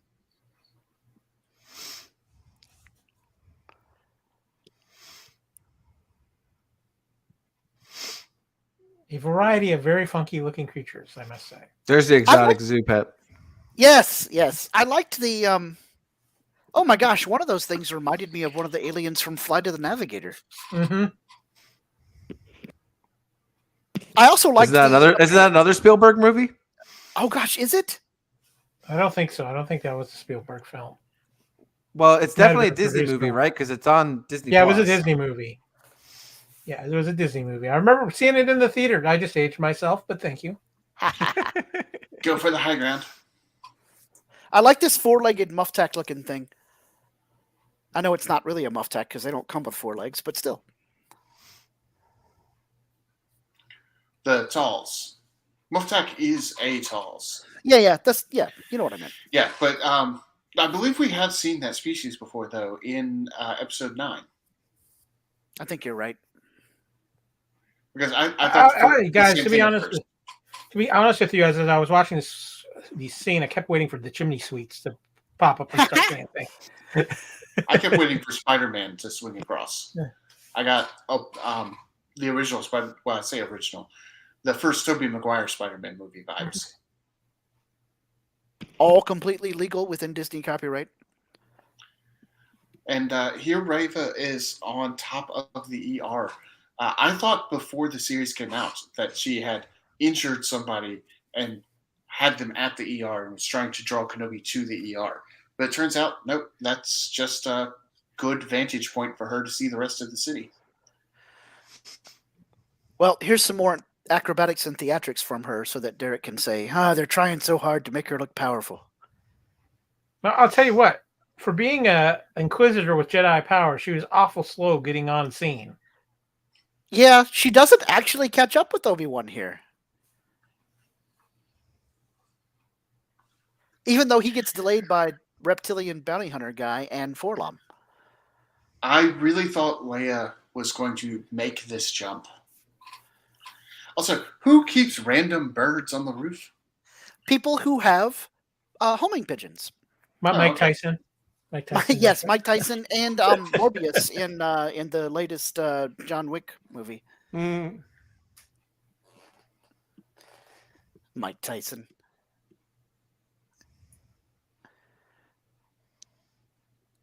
I still don't understand why she had to do a backflip to land forward. Because it looked cool, Dan. No, it didn't look cheap.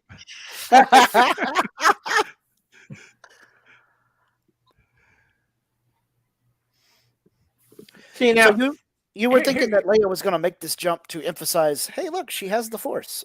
Yes, that's exactly what I was thinking. And then she didn't. Yep.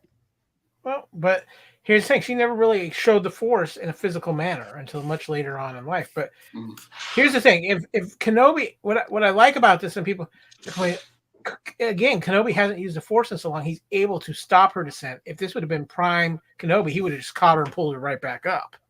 Yes. Oh, is that what happened? Because I thought he was trying to very subtly use it here so that people don't say, no, hey, he's panting. He's kind of panting like he's exhausted after using it. Yeah, he's trying to learn how to ride a bike again. It's been 10 years. All right. You got to think with the way his belief system is with this too, that his connection to the Force might not be that as strong right now either. Or like Nathan was theorizing earlier, last episode, he cut himself off like Luke did in The Last Jedi. That's why he can't talk to Qui-Gon. Yeah, that's probably right. Yeah, I think that's exactly why. Good observation, guys.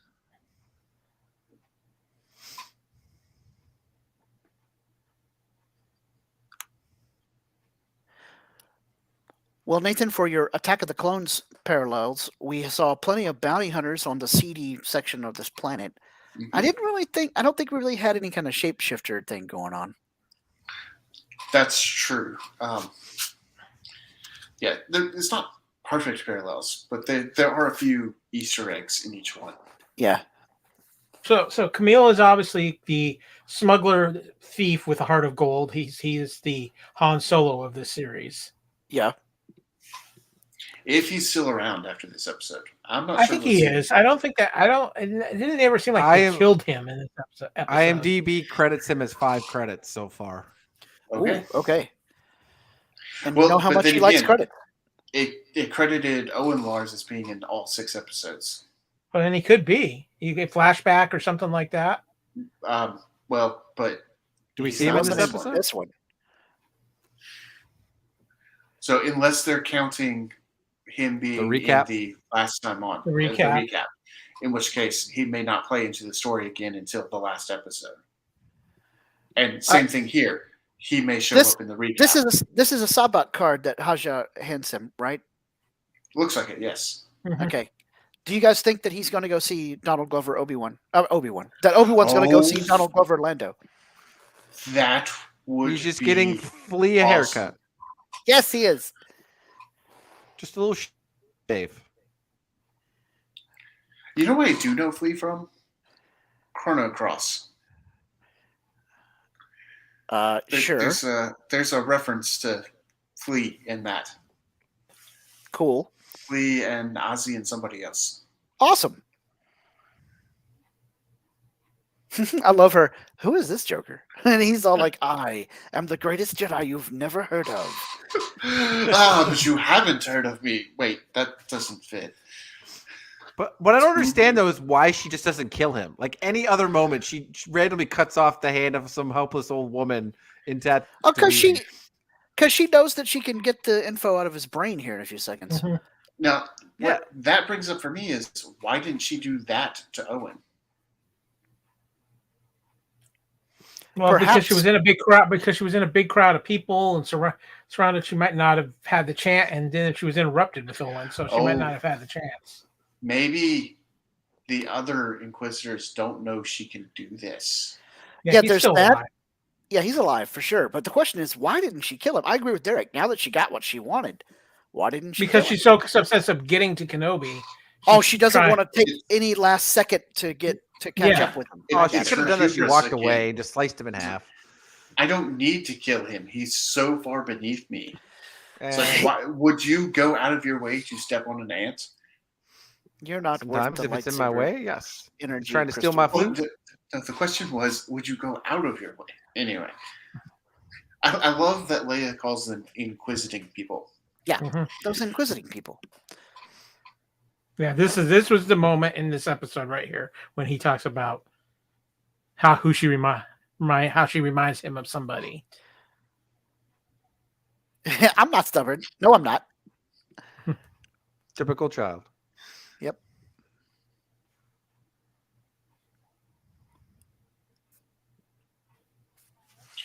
This for those who didn't catch on that he said she earlier.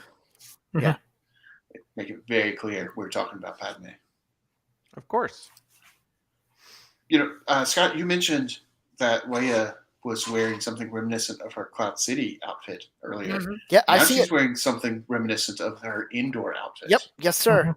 Including the gloves. Yep. Well, we needed the gloves. Yep.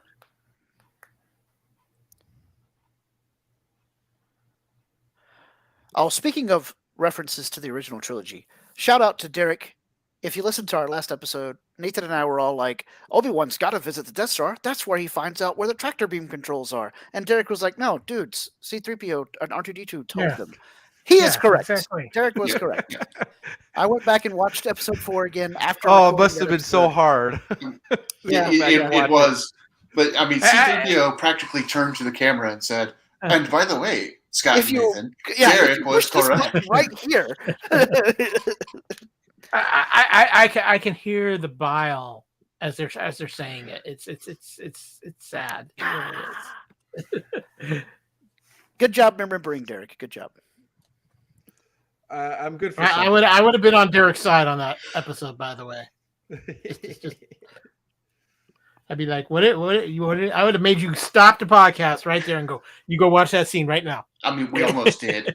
Yeah, we almost did. We're like, we'll keep recording in a few minutes, right? And so Obi-Wan reacts to the name Vader here because he knows that Palpatine had referred to Anakin as Darth Vader. Mm-hmm. And then Reva, Anakin. Yeah, Reva blows my mind here when she's all like, Anakin Skywalker's alive. And I'm like, how does she know that Vader is Anakin? It's because she works directly with him. That's definitely not something that the average person knows. I think probably most of the Inquisitors realize that because I'm figuring Vader recruited them. Mm-hmm. Mm-hmm. All right. Here is the potentially canon-breaking moments, although, this very episode shows us, look, here's a guy that got chopped up by a lightsaber and he's still alive. Oh.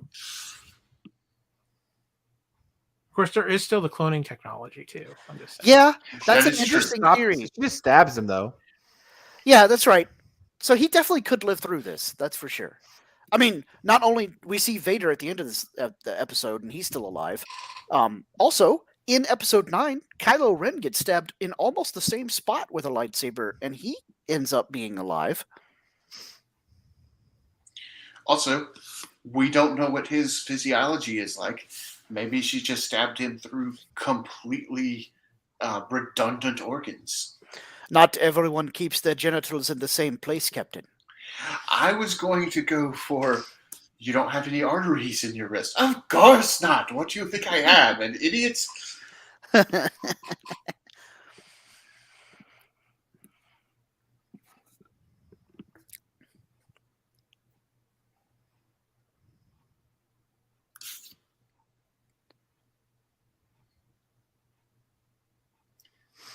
So Leia sensing again. She can tell something's wrong. Yeah. Maybe by the look on his face, but I think also through the Force. The truth of the matter, this isn't Vader. It's actually Starkiller. So. That would be amazing. Darth Vader, of course, in the current day and age, making sure he's masking. Yeah. Good guy, Vader. Yeah. Always considerate. Yep. Excellent cliffhanger. Just Vader breathing. So, all right. Well, there we have it. The first 2 episodes of Obi-Wan. Yeah. So, guys, obviously, we turn around pretty quickly to get episode 3 as well, because that will be out on Wednesday the 1st. So, my question, I got a quick question. Wednesday or Friday? It's Wednesday. Yeah, they saved this one for Friday for Celebration. Yeah. Okay. But it was originally scheduled for Wednesday as well. Yeah. We're going to be done with Kenobi rather quickly. I mean, we're already to the halfway point as of Wednesday. Yeah, third way already through. Yep. Yes, we are. So was there a question there, Kyle? Well, no, I was just saying, is it going to feel like this series has gone by too fast then because of... Oh, definitely. That's why I'm hoping there is an episode 7, 8, 9, 10. So I'm just curious because I did find this interesting. I understand why they did it because I think they wanted to have that big moment, the special thing to tie into with Celebration. But they really kind of, I got to think they're doing more Kenobi just because the response has been so outstanding. Well, so I saw an interview with Hayden where he talks about how excited he is to do more with this character. But the interview that I saw, which was with Entertainment Tonight, he was being asked about whether or not he's going to be on the Ahsoka series. Well, that's been known for a while. He was going to be on Ahsoka, whether it was in a flashback or something like that. But it's been confirmed he was going to be on Ahsoka for a bit now. Okay. I think maybe this confirmation was that he'll be there as Anakin, not necessarily as Darth Vader. So, which will be pretty freaking awesome. Well, you know, with Moon Knight, they only confirmed for one season to begin with. And I believe that was because they did not know if they could get Oscar Isaac back for a second season. And then when it did very well, they basically said, hey, Oscar, we will make it worth your while. Yeah. And Oscar there's nothing is official with Moon Knight, though there is speculation that he might make an appearance in the upcoming Halloween special that they're doing, because the Werewolf by Night is the character that they're going to introduce in the Halloween special. Cool. But from what I've heard too, as far as Moon Knight goes, Oscar had such a good experience working with that crew that it changed, because he was very hesitant about getting into another big franchise. He'd done Star Wars, he's doing Dune, and now do this. So he was like, and Oscar likes to do those independent projects. So, but I'm thinking this may be a similar situation where the bill for Ewan McGregor and Hayden Christensen is probably not cheap, but when they see the reaction that this is getting, I think Disney's going to say, you know what? Yes, we need more of that. Well, and I don't think in this case money is really an object for Disney on this. I think Disney has no problem opening up the bank book for Star Wars or Marvel at this point. True. Because in worst case, even if a Star Wars thing does bad, they'll just put out another Marvel movie, make another $1 billion, and be good with it. Well, let's be honest. Outside of Solo, it's not like any of the Star Wars movies didn't make a bunch of money either, though. You know what I'm saying? Yeah, but now before we get out of here, and I know you guys will talk about it more on your celebration show, but I want to ask you guys, because I've had this conversation with several people where it really does feel like Disney wants the direction of Star Wars to truly be majority on Disney Plus. Yes, we have the Taika film coming in 2023, which they got to get started on that here soon. And then two, the only other movie that I really feel confident in and that we're going to see, as far as what they put out there on the plate as of right now, is still the Kevin Feige project. Mm-hmm. We kind of know that Rogue Squadron's been shelved a little bit. Rian Johnson's trilogy, they refuse to say it's not happening, but come on, let's be a little realistic. Yeah. It's not happening. So I'm still holding out. Maybe for the 20th anniversary, after 20 years from now, and they've developed so much content that we kind of accept The Last Jedi for some of us, then maybe. I just want Knives Out in space.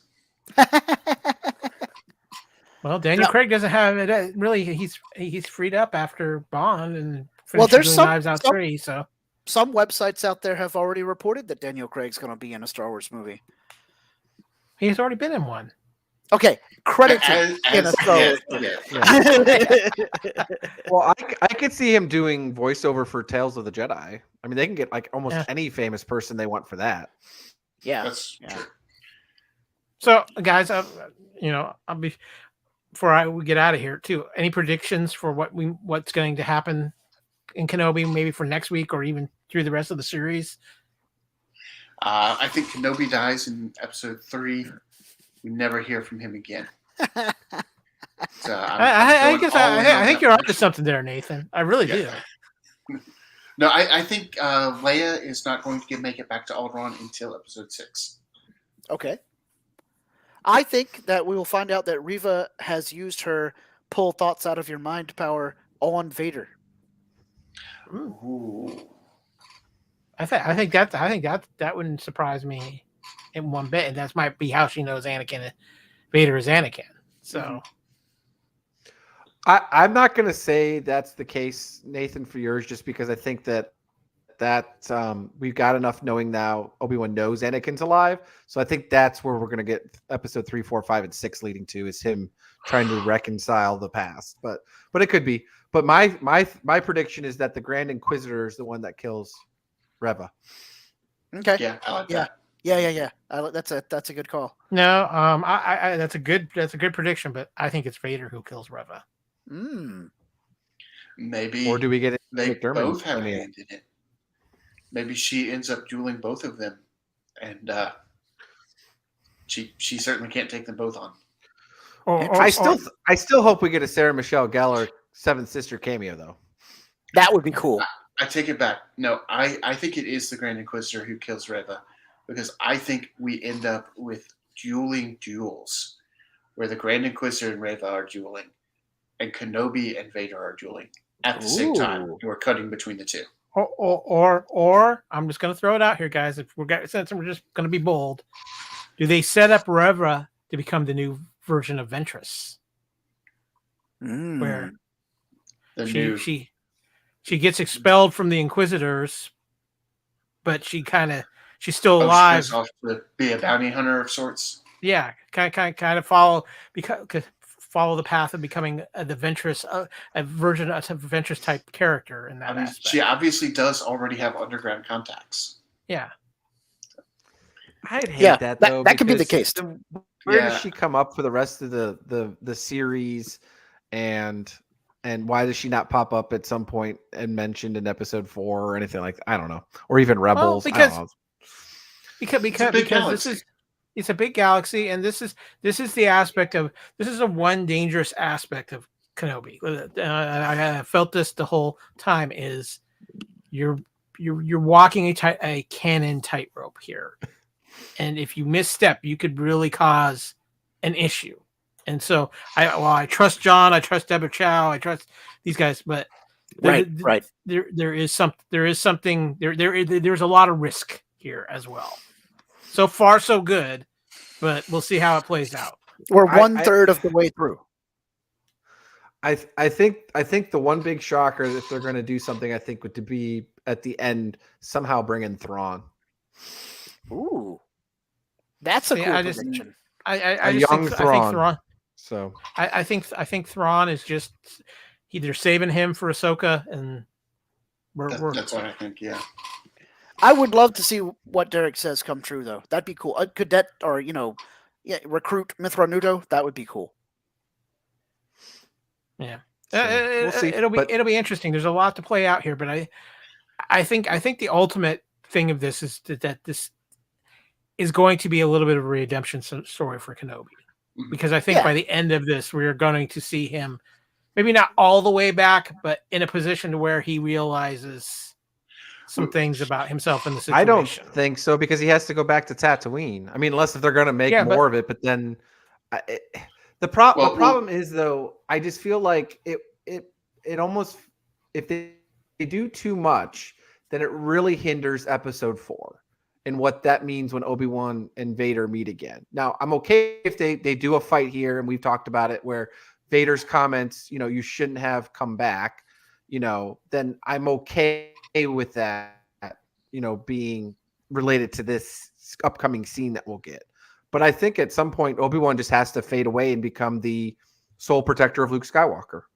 Well, I think but we have to, within this series, get him from the point of I've buried the lightsabers in the sand to I have the box at my hut ready to give this lightsaber to Luke.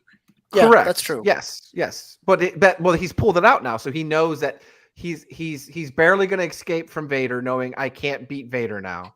So I have to train his son at some point to be the one to intercept Vader and the Emperor, because he won't be able to do it alone. Essentially, he won't be able to do it alone. I think if you're going to do a second season of Kenobi too, it has to be more Tatooine based, and probably dealing more with maybe getting Luke out of a situation or something like that, or the Empire on Tatooine or something along those lines. But again, I think it kind of depends on where we end at with Kenobi here. I don't think we can have too many, because of the time constraints. We can't have too many of adventures of off-planet Kenobi, especially when we know what's coming in Rebels. Right. Well, whatever they decide to do. Yes, whatever they decide to do. You can 4 more Sundays to cover. That we are going to be discussing it here on What a Piece of Junk. So we'll go ahead and wrap up this episode. But before we do, Kyle, thank you so much for joining in. If folks want to find you on social media, Kyle, where can they find you? Well, of course, you can find me all around the Fandom Podcast Network here at fpnet.podbean.com, our master feed, or here on the YouTube channel. And of course, you can find me personally on Twitter at AKyleW or on Instagram at AKyleFandom. Excellent. Nathan, where can folks find you on social media? Well, you can find me on Facebook under my real name, Nathan Miracle, or you can find me on Instagram or Twitter at Gooey Chewy, GOOEYCHEWIE. Excellent. And Derek, where can people find you out there on the interwebs?